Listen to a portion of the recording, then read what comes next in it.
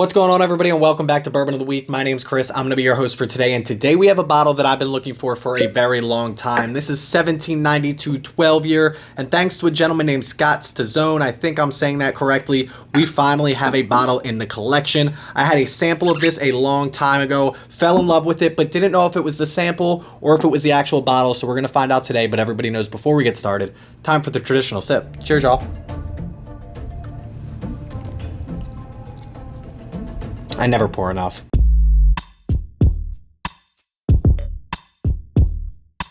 That's right, ladies and gentlemen, we were finally able to get our hands on the 12-year 1792. This is obviously a Barton product, which is owned by Sazerac. We're going to talk about that a little bit more during the Bourbon Bomb of the Week. 12-year age statement on this, 96.6 proof. It is an undisclosed mash bill, although I did read online it's 74% corn, 18% rye, which leaves us with 8% malted barley. I did have an opportunity to buy this before, but they were offering it for like $125, $150. And when we talk about price in a little, you'll understand why I turned that down. But let's get into this 96.6 proof. How's the drinkability on this bad boy? Does it have a lot of ethanol or not? Let's do it.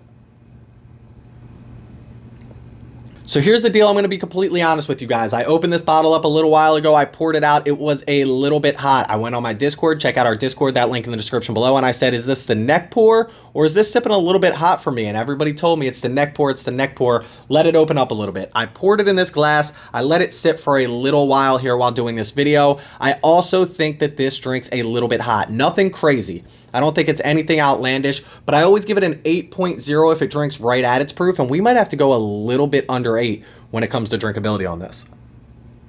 I truly think if I were to blind this or if I were to try this up against some other bottled and bond stuff, I might believe this is 100 proof. And again, we're talking 96.6 proof, 100 proof. But I like to say in my head, what do I think this drinks at? I think it drinks right about 100 proof, which means if it's supposed to be a 96.6 and it drinks a little bit over that proof, and 8.0 is where we put it if it drinks at its proof, we got to go right under 8 here. And we haven't had a lot of whiskeys that seem to drink hot lately. And again, I hope I can revisit this in maybe another week or two, and I'm completely wrong. But for me, off the original glass that I had when I opened this and off of this glass right here, it gives me a little bit of heat. Again, nothing outlandish, nothing crazy. I'm going to give this like a...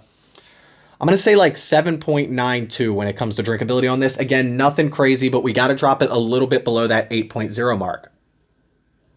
But of course, we're going to get into taste on this next, and I think that's where this bottle is really going to shine. This glass right here, and Barton in general, is something that I've always truly loved. When we're talking about Barton products that we know for a fact that are Barton, including basically everything that I've had in the 1792 lineup, I absolutely love the flavor profile, and it's just another one of those distilleries. Barton, Wild Turkey, Old Forester, all of them just seem to have a unique presence and something about them that I truly love. They're all different. I think I could pick them all out of a lineup if you gave me like a 1792 versus a Russell's Reserve versus a 1910 or a 1920. I think I could tell you the difference and which one is which, but maybe we'll do that one day. But Barton right now is definitely at the top of my list with some of my favorite distilleries when it comes to their flavor profiles, and this one right here is hitting the nail on the head when it comes to that.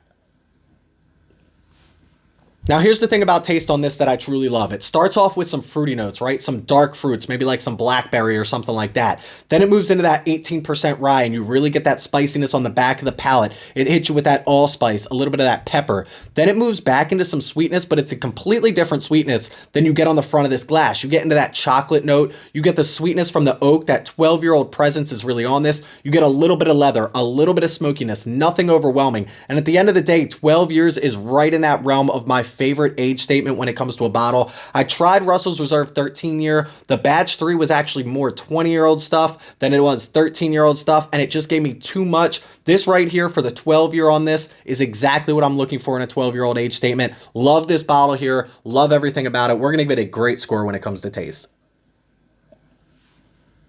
I always say there's room for improvement, but there's not a lot of room for improvement for me when it comes to the particular flavor profile on this. I'm going to go easy 9.5s, 9.54 when it comes to taste on this. And that's easy. Here's the thing, I often talk about, does the taste profile make up for whatever I'm picking up in ethanol? And I can't tell how that's working on here because it is only 96.6 proof, which isn't anything to sneeze at, right? It's not 80 proof. It definitely doesn't taste watered down though. So the fact that they can get a 96.6 proof with this much flavor behind it is actually kind of crazy to me. But let's pour up a little bit more as we get into price.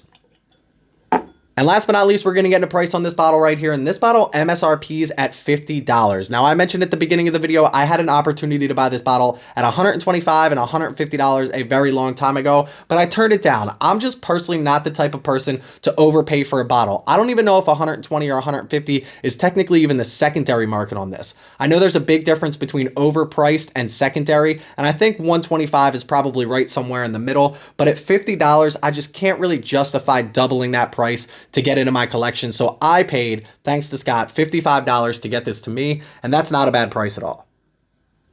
Now listen, I took college classes. I understand supply and demand. I understand more people want this bottle than the actual physical amount of whiskey that they can produce. They didn't know 12 years ago that this many people would want this bottle, which is why there's a limit on it now. But I will say, if this bottle is sitting on your shelf between $50 to $75, I think you should pick it up all day. I think 75 is probably my high mark on this, just because I'm a stickler for not overpaying. So 75 bucks is the top. Let's take one more sip and give it a score. Now listen, I'm not going to sugarcoat this for you at all. Wild Turkey Unforgotten is definitely my #1 favorite bourbon that I've ever tried. This is definitely in the top 5 when it comes to the taste on this. And because of that, at $50, I can't give this a bad score at all. I always think there's room for improvement. Obviously, if that drinkability was just even a little bit closer to the proof and not closer to that 100 side of things, I would give this an even better score. But we're going high 8s. I'm going to say like an 8.87 when it comes to price on this. But hey, while I had these scores up, let's head over to this week's Bourbon Bomb of the Week and do a quick review of all of the brands that Sazerac has underneath it, at least in the whiskey world, including Barton 1792. Cheers, y'all.